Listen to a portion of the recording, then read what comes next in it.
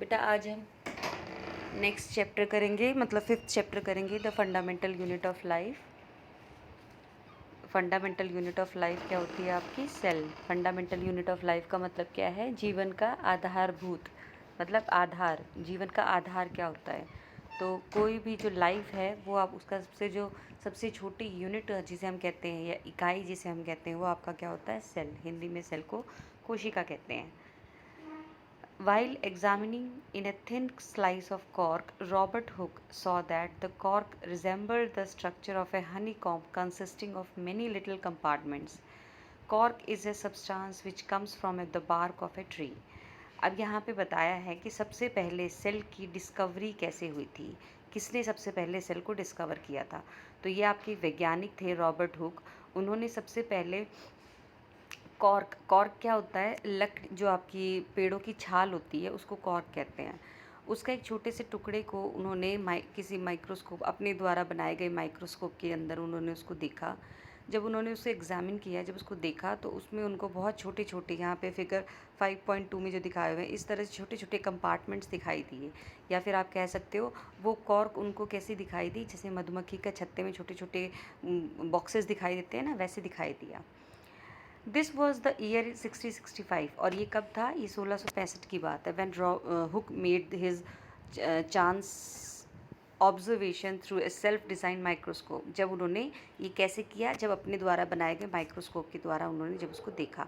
Microscope क्या होता है? माइक्रोस्कोप जो है वो आपका एक इंस्ट्रूमेंट होता है जिसको इस्तेमाल किया जाता है बहुत छोटी छोटी चीज़ों को देखने के लिए। उनके अंदर, जैसे आपका फिगर 5.1 में कंपाउंड माइक्रोस्कोप दिखा रखा है जो आज के टाइम पे यूज़ किया जाता है। तो इसमें क्या होता है, इस ये जो अंदर स्लाइड रखी हुई है, क्लिप के नीचे जो स्लाइड है आपकी, माइक्रोस्कोप स्लाइड जिसे कह रखा है, उसमें आपके बहुत छोटा सा जैसे ब्लड का ड्रॉप डाल दिया या कोई भी मतलब छोटा सा जो जिसके अंदर और छोटा क्या है वो देखने के लिए उसको यहाँ से, और ऊपर ये आई पीस है, यहाँ से आई पीस से उसको एग्जामिन किया जाता है, देखा जाता है। तो वो उसके अंदर जो बहुत छोटी छोटी चीज़ें हैं जो हमें नेकेड आई से, नॉर्मल आई से नहीं दिखाई देती, वो हमें इसके थ्रू दिखाई देती हैं।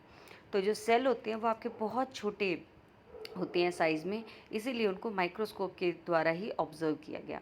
Robert Hooke called these boxes cell. Robert Hooke ने उन बॉक्सेस को नाम क्या दिया? सेल।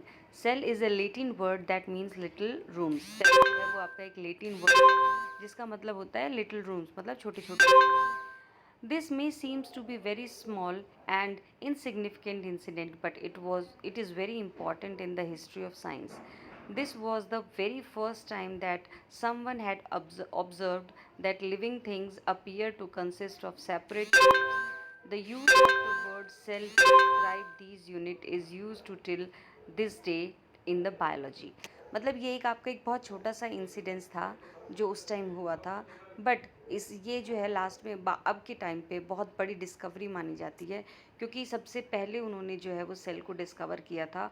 और आज के टाइम पे जब अपने सेल के बारे में इतनी सारी रिसर्च या इतनी सारी स्टडी कर चुके हैं, तो भी आज भी हम जो है सेल की बहुत ज़्यादा इंपॉर्टेंस है।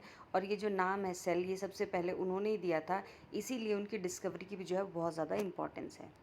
Now what are living organisms made up of? जो लिविंग ऑर्गेनिजम्स होते हैं, मतलब जितने भी जीव होते हैं वो किससे बने हुए होते हैं? लेट अस टेक, अब ये एक एक्टिविटी के थ्रू इसको एक्सप्लेन किया हुआ है। Let us take a small piece of an onion bulb with the help of a pair of forceps. अब यहाँ पे कुछ नहीं है, मैं आपको समझा देती हूँ। इसमें क्या किया हुआ है, इसमें आपको एक जो प्याज का छिलका होता है उस वो लिया हुआ, और प्याज के छिलके में एक ट्रांसपेरेंट लेयर होती है, उसको निकाला जाता है। फिर उसके एक छोटे से टुकड़े को माइक्रोस्कोप के अंदर नीचे रखकर जो है वो चेक किया जाता है। तो ये देखा जाता है कि उसमें आपको इस तरह से, जो फिगर 5.2 है, इस तरह से आपको छोटे छोटे बॉक्सेस दिखाई देते हैं।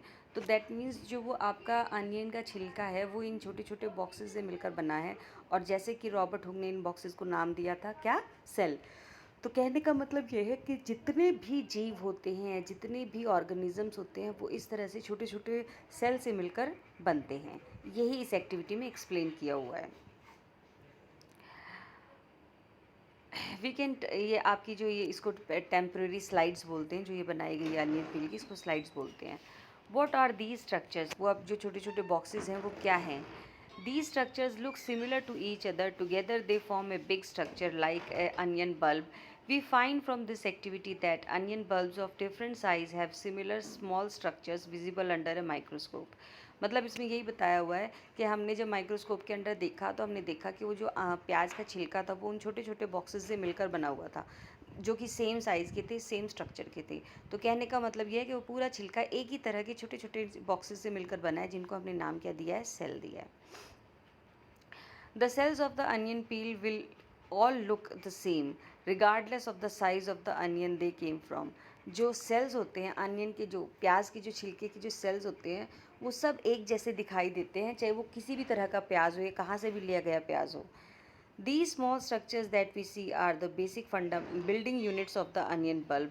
These structures are called cell. Not only onion but all organisms that we observe around are made up of the cells. However, there are also single cells that live on their own. अब ये क्या कह रहा है कि जो onion है, जो प्याज है, वो ऐसे छोटे छोटे सेल से मिलकर बना हुआ है। और ना सिर्फ अनियन, जितने भी लिविंग ऑर्गेनिजम्स हैं, जितने भी जीव हैं, वो सभी इस तरह के छोटे छोटे सेल से मिलकर बनते हैं। और कई जीव तो ऐसे भी होते हैं जो सिंगल सेल से बनते हैं, एक ही सेल से बनते हैं। अब यहाँ पे जो ये बॉक्स में दे रखा है थोड़ा सा इम्पॉर्टेंट है, इसमें बहुत सारी डिस्कवरीज़ के बारे में डिस्कस किया हुआ है, तो आपको ये बहुत अच्छी तरह से लर्न करना है।